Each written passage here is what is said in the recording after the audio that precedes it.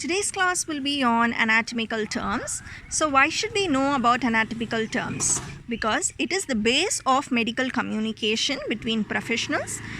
On knowing these terminologies, we will be having less of explanation needed while communicating. Okay. And what is anatomical position? Consider a person is standing erect. Okay. The person is standing erect and the arms are hanging down, but the palm are facing forward. Okay, it is facing like this, not like this, it's facing like this. So body erect, palms forward with the arms hanging down. This is anatomical position. Next one is, what is anatomy? Anatomy is nothing but a study of body parts. Okay, unless and until we know our body parts, we cannot read its function or anything else. So it is a base. So it's a study of body parts. Not only that, how these body parts are related to one another. There are many body parts, so it's relationship with one another. So when we are reading in a macroscopical level, macroscopical means not in a microscope, just like that, on with the naked eye. When we are studying the anatomy, the study of body parts, we call it as gross anatomy. When we are studying these body parts under the microscope, then we call it as histology. Okay. Next, we will move on to the directional terms. Based on the direction, we can have certain anatomical terms. For example, superior. Superior means something above. So, something above means it's towards the head. It's towards the head. Other name of superior is, we can use professionally, cranial end. Okay, cranial means head region. Okay, so cranium. Then inferior. Inferior means towards, this is above, no? Inferior means towards feet. Towards feet.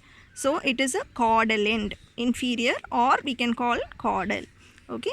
You will be facing these terminologies when you are reading anatomy books. So better you can understand it very well when you know the directional terms. Anterior means towards front. Okay. Whenever this is anterior to that, means, so which is front of it. So towards front. Anterior is also called as ventral or rostral. Then posterior. Posterior means towards the back. So it is also called as dorsal. Okay, posterior or dorsal, anterior or ventral. Next, medial. Something, for example, midline. Imaginary midline. For example, the man, there is a midline. So this midline towards any body structure which is towards the midline, it's called medial.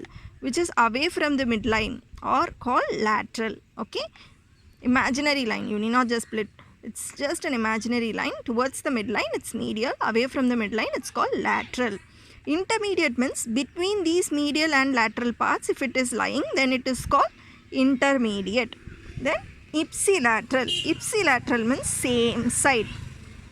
Two body parts are next to each other. We will not say like that in professional terms. It is ipsilateral. Both side, same side, it is position, ipsilateral. Contralateral means opposite side. This organ is contralateral to this. So it is in the opposite direction. We have to understand. And proximal. Proximal means whichever is close to the trunk or the origin. Okay, proximal. Away from the origin is called distal. Distal.